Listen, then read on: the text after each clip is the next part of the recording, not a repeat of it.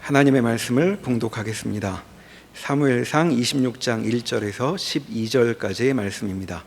구약성경 453면에 있습니다. 사무엘상 26장 1절에서 12절까지의 말씀을 봉독합니다. 10사람이 기브아에 와서 사울에게 말하여 이르되 다윗이 광야 앞 하길라 산에 숨지 아니하였나이까 하매 사울이 일어나 10광야에서 다윗을 찾으려고 이스라엘에서 택한 사람 3,000명과 함께 10광야로 내려가서 사울이 광야 앞 하길라산 길가에 진치니라. 다윗이 광야에 있더니 사울이 자기를 따라 광야로 들어옴을 알고 이에 다윗이 정탐꾼을 보내어 사울이 과연 이룬 줄 알고 다윗이 일어나 사울이 진친 곳에 이르러 사울과 네레 아들 군사령관 아브넬이 머무는 곳을 본즉 사울이 진영 가운데에 누웠고 백성은 그를 둘러 진쳤더라. 이에 다윗이 햇사람 아히멜렉과 스루야의 아들 요압의 아우 아비새에게 물어 이르되 누가 나와 더불어 진영에 내려가서 사울에게 이르겠느냐 하니 아비새가 이르되 내가 함께 가겠나이다. 다윗과 아비새가 밤에 그 백성에게 나아가 본즉 사울이 진영 가운데에 누워 자고 창은 머리곁 땅에 꽂혀 있고 아브넬과 백성들은 그를 둘러 누웠는지라. 아비새가 다윗에게 이르되 하나님이 오늘 당신의 원수를 당신의 손에 넘기셨나이다. 그러므로 청하오니 내가 창으로 그를 찔러서 단번에 땅에 꽂게 하소서. 내가 그를 2번 찌를 것이 없으리이다 하니 다윗이 아비새에게 이르되 죽이지 말라. 누구든지 손을 들어 여호와의 기름 부음 받은 자를 치면 죄가 없겠느냐 하고 다윗이 또 이르되 여호와께서 살아계심을 두고 맹세하노니 여호와께서 그를 치시리니 혹은 죽을 날이 이르거나 또는 전장에 나가서 망하리라. 내가 손을 들어 여호와의 기름 부음 받은 자를 치는 것을 여호와께서 금하시나니 너는 그의 머리 곁에 있는 창과 물병만 가지고 가자 하고 다윗이 사울의 머리 곁에서 창과 물병을 가지고 떠나가되 아무도 보거나 눈치채지 못하고 깨어있는 사람도 없었으니 이는 여호와께서 그들을 깊이 잠들게 하셨으므로 그들이 다 잠들어 있었기 때문이었더라. 아멘. 오늘 본문의 말씀을 보면 마치 엔게디 광야 동굴 사건과 매우 흡사합니다. 나누는 대화 내용이 그렇고 상황이 그렇습니다. 그래서 비평학자들은 같은 사건인데 약간 구성을 각색해서 다른 이야기처럼 꾸몄다 이렇게 이야기들을 하고 있습니다. 물론 말씀드린 대로 유사한 면이 있기는 하지만 다른 부분도 상당히 있습니다. 장소부터가 다르죠. 처음에는 엔게디 광야에서 있었던 일이고 지금은 하길라 산 광야에 서 있는 일입니다. 또 엔게디에서는 사울과 다윗이 우연히 만났지만 오늘 말씀에서는 다윗이 의도적으로 사울에게 접근을 했습니다. 엔게디에서는 사울이 혼자 있었지만 지금은 군사령관 아브넬과 또 군인들과 함께 있었습니다. 엔게디에서는 사울이 용변을 보았지만 지금은 잠들어 있습니다. 그러니까 엔게디 광야 사건과 오늘 하길라 광야에 있는 이 사건은 별개의 사건으로 보아야 합니다. 다윗은 현재 갈멜과 마온 지역에 머물러 있습니다. 지도로 보자면 사해 서쪽에 엔게디, 10광야, 그리고 마온, 갈멜 이렇게 가까운 거리로 붙어 있습니다. 그러다 보니까 10광야에 사는 주민들이 볼 때에는 다윗이 이곳에 거주하고 있는 부분들이 불편한 면이 있습니다. 왜냐하면 사울의 오해를 받아서 놉 땅에 있었던 제사장들과 그 땅의 주민들이 진멸당한 것처럼 자기들에게도 그런 어려운 일이 닥치지 않을까 염려하는 부분이 컸던 겁니다. 그래서 사고를 미연에 방지하기 위해 어떤 10사람이 사울에게 다윗이 여기 있다 밀고를 하게 됩니다. 사울은 엔게디에서 다윗에게 너가 나보다 더 의롭다 하고는 돌아갔습니다. 그대로 일이 끝날 것 같았는데 이후에 오랜 시간이 지났음에도 불구하고 또 사람이 찾아와서 다윗이 여기 있다 말하니까 사울의 마음속에 담겨있던 악한 감정이 일어났습니다. 사울은 또다시 다윗을 잡으려고 백성 가운데에서 뽑은 3,000명의 군인들을 데리고 십광야로 내려와 하길라 산 길가에 진을 쳤습니다. 사울 군대에 움직임이 있으니까 다윗의 정탐꾼들이 이를 보게 되었고 사울이 진을 치고 있는 상황까지 들여다보게 되었습니다. 다윗이 아비새와 함께 사울의 진영에 내려가니까 밤이 되었을 때 사울을 한가운데 두고 군사령관과 군인들이 둘러싸고 있는 모습을 보게 됩니다. 왕을 한가운데 둔다라고 하는 것은 가장 안전하게 보호하겠다라고 하는 뜻이죠. 일종의 보호막을 쳐서 외부로부터 침입하는 그 어떤 세력들로부터 왕을 지켜내겠다라고 하는 뜻입니다. 그러나 다윗이 아비새와 내려갔을 때 그 누구도 이를 눈치채지 못합니다. 아무도 다윗과 아비새를 보지 못합니다. 그리고 누구도 깨어있지 않습니다. 상황이 이렇다 보니 아비새는 다시 있을 수 없는 좋은 기회라고 생각을 했습니다. 그래서 다윗에게 하나님이 주신 기회라고까지 이야기를 하고 또 엔게디에서 주저했던 다윗의 일이 있었으니까 이번에 아비새는 내가 사울을 단번에 죽이겠다. 2번도 아니고 한 번에 죽일 수 있다. 강경하게 이 사울 죽이는 의견을 다윗에게 전하게 됩니다. 그러나 다윗은 엔게디에서 했던 말을 다시 하고 있습니다. 죽이지 말라. 누구든지 손을 들어 여호와의 기름 부음 받은 자를 치면 죄가 없겠느냐. 다윗은 벌써 이 말을 3번 하고 있습니다. 엔게디에서 1번 했고 지금 9절과 11절에서 2번 하고 있습니다. 사실 아비새는 사울을 죽이고 도피 생활을 마치자는 생각이 있습니다. 지금 사울을 죽이고 자기가 모시는 주인인 다윗을 왕으로 삼고자 하는 생각도 있을 것입니다.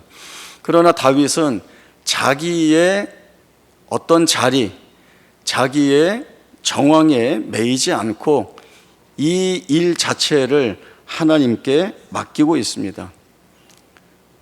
그 뜻이 여호와께서 그를 치시리니 혹은 죽을 날이 이르거나 또는 전장에 나가서 망할 것이라 라고 하는 말을 통해 알 수 있습니다. 그러나 이 말을 잘못 들으면 다윗이 하나님을 빌어 사울을 저주하는 것처럼 들립니다.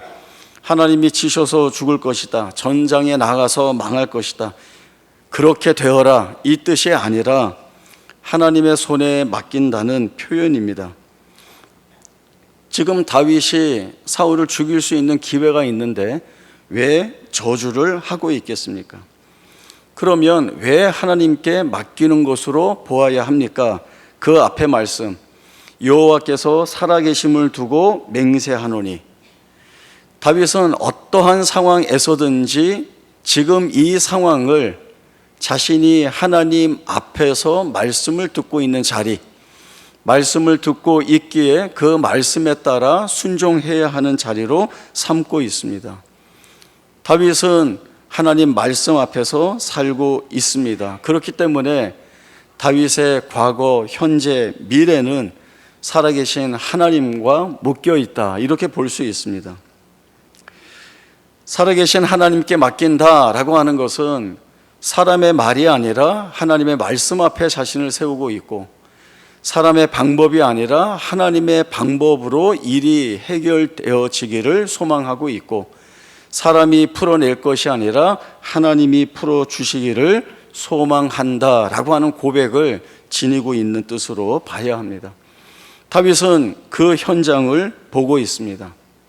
아비새와 함께 진영에 들어갔는데 아무도 깨어있지 않고 아무도 자기들을 보지 못하는 가운데 있습니다. 어쩌면 우리가 너무나도 조심히 살금살금 들어갔으니까 사람들이 깨지 못하는 것 아닌가, 우리가 잘 숨어서 들어갔으니까 사람들이 보지 못하는 것 아닌가, 그렇게 생각할 수도 있겠지만 성경이 말씀하시는 분명한 바는 여호와께서 그들을 깊이 잠들게 하셨으므로 그들이 다 잠들어 있기 때문이라 라고 하는 말씀을 주시고 있습니다.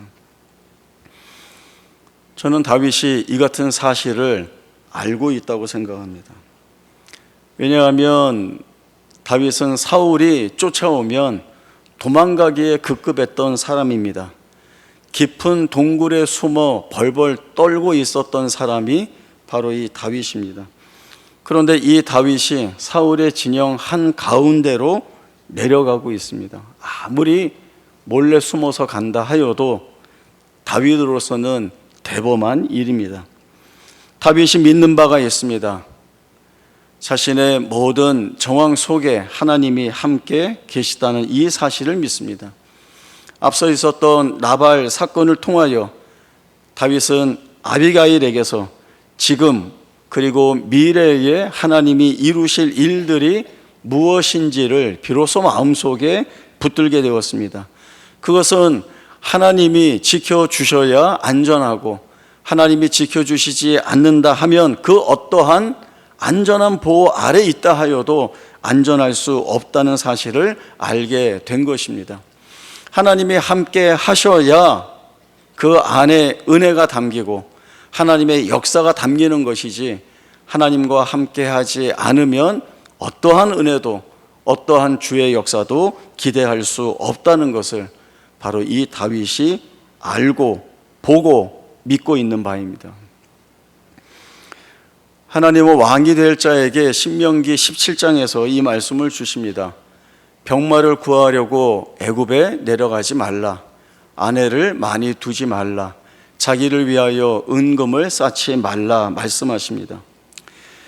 이 세 가지는 사실은 사람들이 강력한 힘을 갖기 위한 이유로 작동되는 내용들입니다. 군대에서, 전쟁에서 사용할 수 있는 말은 그 무엇과 비교할 수 없는, 나를 지키고 나를 이기게 하는 전쟁의 수단입니다. 강력한 힘입니다.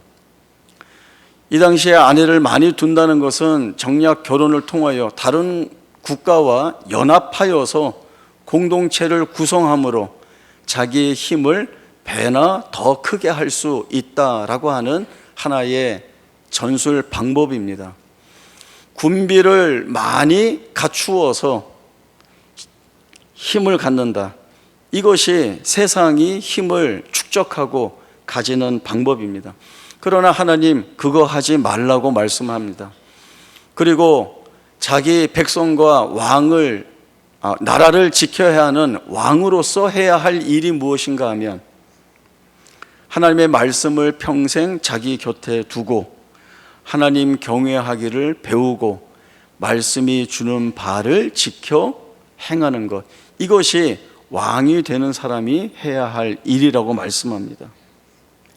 그것이 어떻게 무기가 되겠습니까? 그것이 어떻게 나를 지키는 힘이 되겠습니까? 의심하고 의아스럽게 생각할 수 있지만 하나님은 이것이 왕에게 반드시 있어야 하는 내용이라고 말씀합니다. 왜요? 모든 것이 하나님의 손 안에 있기 때문에 그렇습니다. 여호와께서 집을 세우지 아니하시면 세우는 자의 수고가 헛되며 여호와께서 성을 지키지 아니하시면 파수꾼의 깨어 있음이 헛되다고 말씀합니다.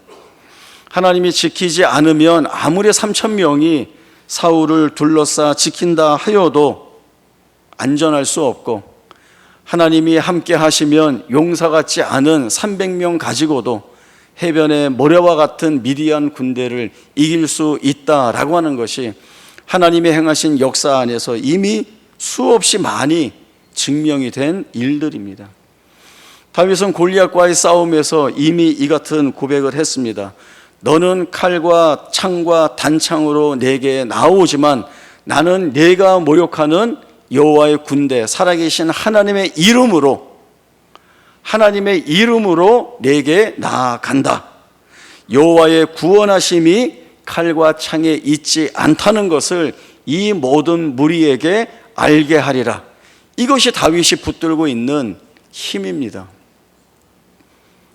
상대할 수 없는, 누구도 이길 것이라 상상조차 할 수 없었던 그 골리앗 앞에서 다윗이 외친 이 소리는 단순히 객기를 부리고 있는 것도 아니고 이렇게 큰 소리 용감하게 질러서 상대를 위축시키려는 것도 아닙니다. 그가 고백하는 바, 그의 심령 안에 붙들고 있는 신앙 고백의 말씀을 외치고 있는 것입니다.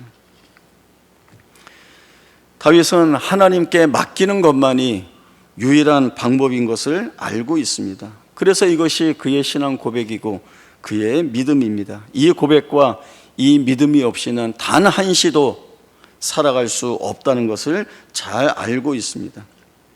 이 믿음이 평생 그의 변함없이 하나님 마음에 합한 자로서의 가장 중요한 이유가 됩니다.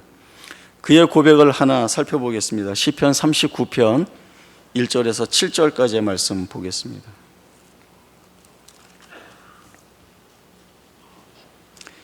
시편 39편 1절에서 7절까지의 말씀 제가 읽겠습니다. 내가 말하기를 나의 행위를 조심하여 내 혀로 범죄하지 아니하리니 악인이 내 앞에 있을 때에 내가 내 입에 재갈을 먹이리라 하였도다. 내가 잠잠하여 선한 말도 하지 아니하니 나의 근심이 더 심하도다.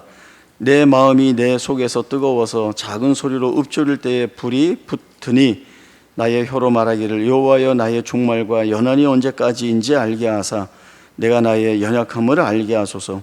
주께서 나의 날을 한 뼘 길이만큼 되게 하시며 나의 일생이 주 앞에는 없는 것 같사오니 사람은 그가 든든히 서 있는 때에도 진실로 모두가 허사뿐이니이다. 진실로 각 사람은 그림자같이 다니고 헛된 일로 소란하며 재물을 쌓으나 누가 거둘는지 알지 못한나이다. 주여 이제 내가 무엇을 바라리요 나의 소망은 주께 있나이다. 다윗이 지금 어떤 상황 속에서 기도를 드리고 있는가를 알아야 합니다. 사실 다윗이 이 시를 지은 때가 언제인지는 또 그 배경이 어떠한 상황인가는 잘 알지 못합니다.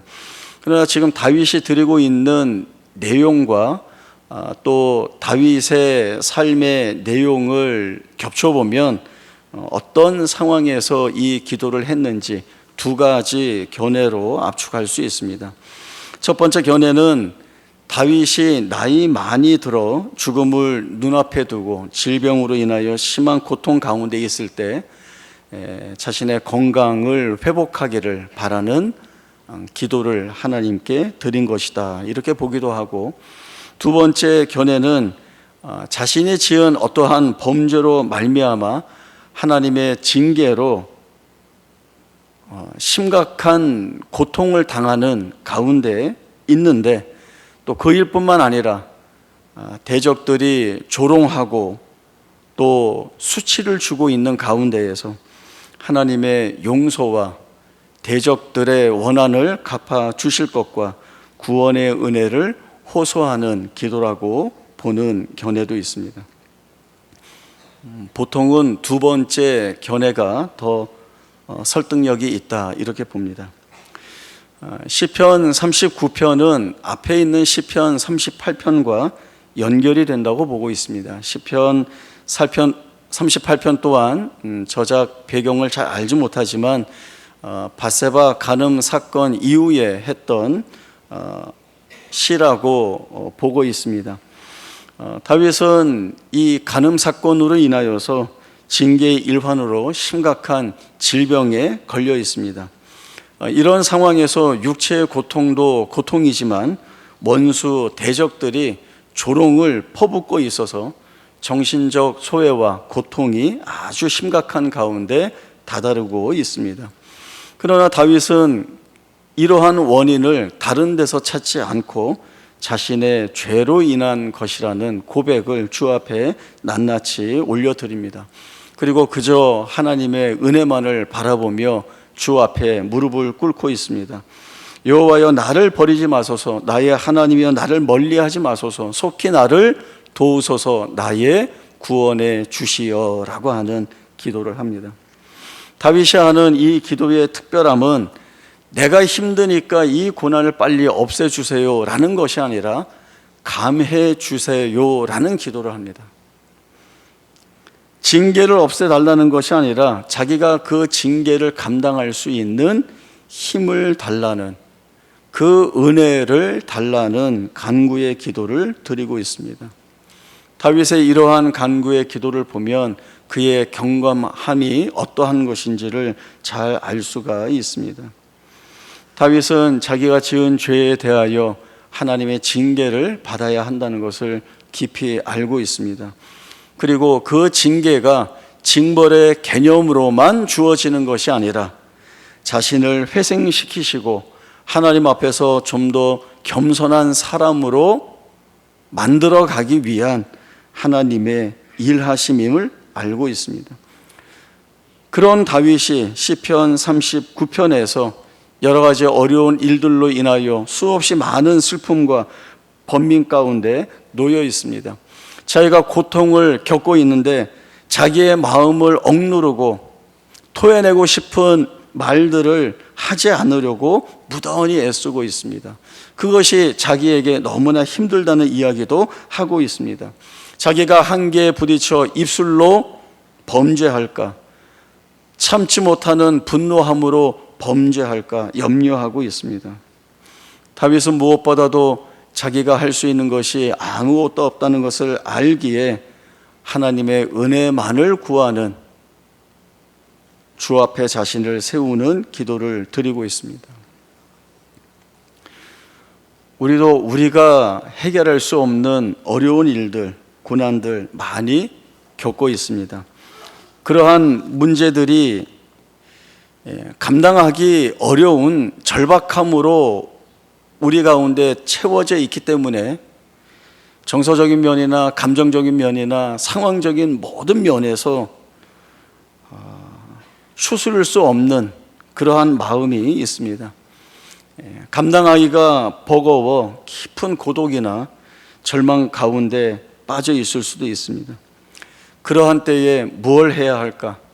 우리 믿음의 선진인 다윗의 모습을 본다면 솔직하게 하나님 앞에 모든 것들을 다 꺼낼 필요가 있습니다. 아니, 꺼내야 합니다. 다윗은 자기가 할 수 없으니 주의 은혜만을 주셔서 이 일을 풀어갈 수 있기를 기도합니다. 다윗은 내가 겸비한 마음으로 절제하겠으니 이 일로 인하여 범죄하지 않도록 나를 붙들어 주옵소서라고 하는 기도를 올리고 있습니다. 이 기도가 있어야 다윗은 비로소 참된 평안 가운데 거할 수 있습니다. 참된 평안이라고 하는 것은 문제를 해결해서 얻는 것이 아니라 하나님이 주시는 평안이어야 그 평안이 참된 평안이 되고 하나님이 주시는 참된 평안 안에서야 마침내 안식이 있다는 것을 우리가 알아야 합니다. 다윗이 평안을 얻는 방법은 사울을 죽여서 얻는 것이 아닙니다. 사울보다 더 강한 군대를 가지고 다 뒤집어 엎어서 얻을 수 있는 것이 아닙니다. 백성들의 마음을 사로잡아 지지를 받아서 얻을 수 있는 것이 아닙니다. 하나님께 엎드려 은혜를 구할 때에 하나님이 이끄시는 그 손길을 통하여 이루어지는 것이 있을 때에 평안을 누릴 수가 있습니다. 다윗이 그 사실을 누구보다도 너무나 잘 알고 있습니다. 자신에게 일어나는 모든 일들이 하나님이 행하시는 일이라는 사실을 이 다윗이 붙들고 있습니다. 이거 쉽지 않습니다. 내게 좋은 일이 있을 때에, 내가 유익한 일이 있을 때에, 내가 원하는 일이 있을 때에, 그것이 이루어졌을 때는 하나님이 나와 함께 하셔서 이 좋은 일들이 이루어졌구나라는 감사의 고백은 어쩌면 쉽게 나올 수 있습니다. 그러나 내가 말할 수 없는 고난 가운데 그 고난으로 인하여 절망하고 낙심하고 절박하여서 아무것도 할 수 없는데 여기가 하나님이 일하시는 자리라고 하는 것을 납득하기가 어렵습니다. 오히려 어떤 생각을 할까요? 하나님이 왜 나를 이곳에 버려두실까? 하나님이 왜 나를 외면하시고 계실까? 내가 기도하는데 하나님은 왜 은혜를 주시지 않고 계시는가? 오히려 하나님에 대한 원망과 불평과 하나님이 하신 일들에 대한 의심이 나올 수밖에 없습니다. 그러나 이 다윗은 지금 여기가 하나님이 일하고 계시다는 자리, 무엇을 위해? 나를 위해. 하나님이 장차 이루실 위대한 하나님의 나라, 다윗의 왕조와 그 왕권을 통하여 그 이상 이루실 메시아의 나라를 위하여서 하나님이 이 일을 하고 계시다라고 하는 것들을 이 다윗이 바라보고 있기에 다윗이 처한 그 고난의 자리에서 사울을 죽이자고 하는 부하들의 권면과 충언이 있지만 그것은 하나님께서 원하시는 것이 아니다. 하나님이 원하시는 것은 이 자리에서 하나님이 펼쳐가시는 그 모든 일들을 신뢰하고 믿고 의지하고 그 안에 서 있어야 한다라고 하는 것, 다윗이 붙들고 알고 있고 놓치지 않는 것이 바로 이것입니다.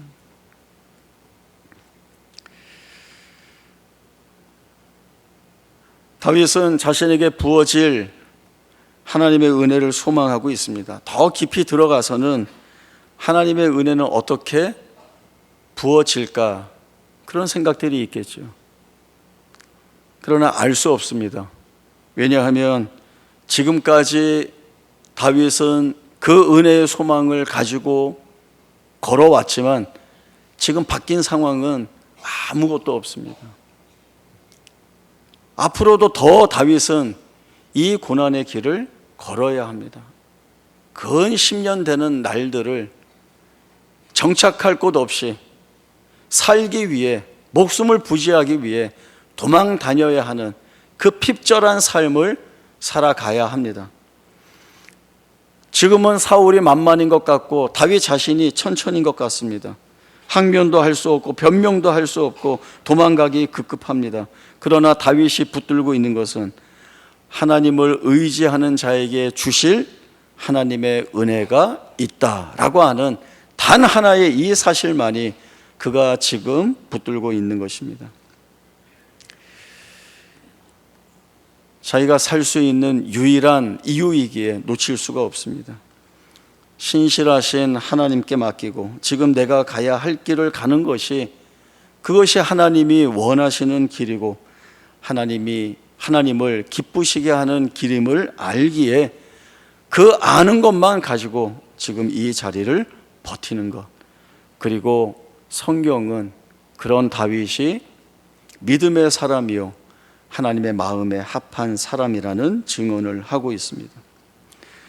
하나님께 모든 것을 내어 맡기는 자는 하나님의 역사를 반드시 보게 됩니다.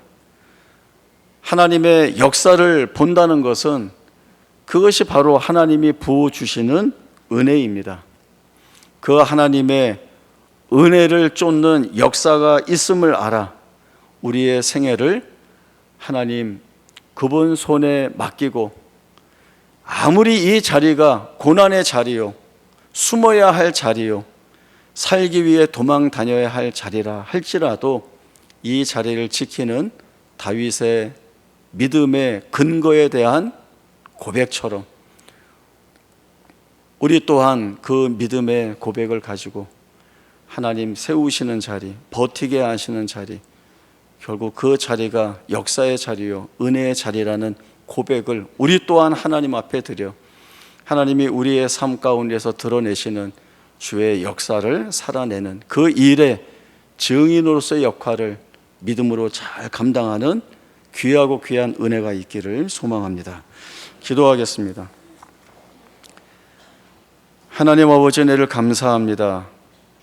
아무리 위협이 있고 어려운 자리라 할지라도 하나님께서 이 자리에서 만들어내실 주의 은혜의 역사가 있음을 알기에 이 자리를 도망가지 않고 또 이 자리를 주의 일하심이라는 이름으로 회피하지 않는 다윗의 귀한 모습을 오늘 저희들이 보게 됩니다.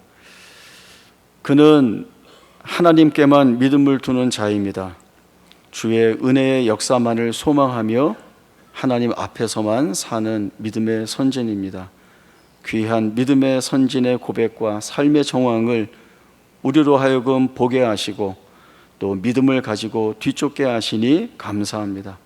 다윗의 고백을 오늘 우리의 심령에 담아 우리가 처한 그 어떠한 절망과 낙심과 고난의 자리에 있다 할지라도 주의 역사를 소망하며 믿음을 가지고 나를 주 앞에 세우는 결단의 믿음의 고백이 있게 하여 주옵소서.